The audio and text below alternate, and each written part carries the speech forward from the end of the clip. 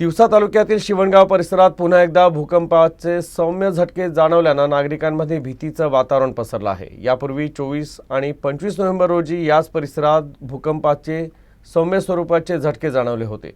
सलग काही दिवसांच्या अंतरानं पुन्हा झटके जाणवत असल्यानं नागरिकांमध्ये चिंता वाढली आहे। याआधी भूकंपाच्या पार्श्वभूमीवर जिओलॉजिकल पथकानं शिवणगाव इथं भेट देऊन तपासणी केली होती। तसंच प्रशासकीय अधिकाऱ्यांनी देखील गावाला भेट देत परिस्थितीचा आढावा घेतला होता। मात्र या तपासणीनंतर भूकंपाच्या कारणाबाबत कोणतीही ठोस माहिती नागरिकांना देण्यात आलेली नाही। त्यामुळे नागरिकांच्या मनातील संभ्रम अद्याप कायम आहे। दरम्यान प्रशासनानं शिवणगाव आणि शिरसगाव मोझरी इथं भूकंप मापक यंत्र बसवण्यात येतील असं आश्वासन दिलं होतं। मात्र अजूनही ही यंत्रणा कार्यान्वित झालेली नाही। सतत भूकंपाचे झटके जाणवत असताना मापक यंत्र न बसवण्यात आल्यानं नागरिकांमध्ये असुरक्षिततेची भावना वाढत आहे। त्यामुळे ही यंत्रणा तातडीनं बसवावी अशी मागणी सरपंच धर्मराज खडसे आणि सामाजिक कार्यकर्ते प्रशांत कांबळे यांनी प्रशासनाकडे केली आहे।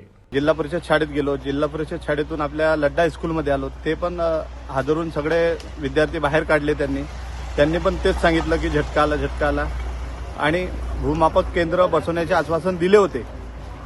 पण आतापर्यंत भूमापक केंद्र बसवलेलं नाही। आता पण मी फोन केला तर ते बोललेत की म्हणजे आता येणार, आपण केंद्र बसवूया 10 दिवसासाठी। मग शासनाला हेच विनंती आहे की लवकरात लवकर जे काही उपाययोजना करता येईल ते करावी।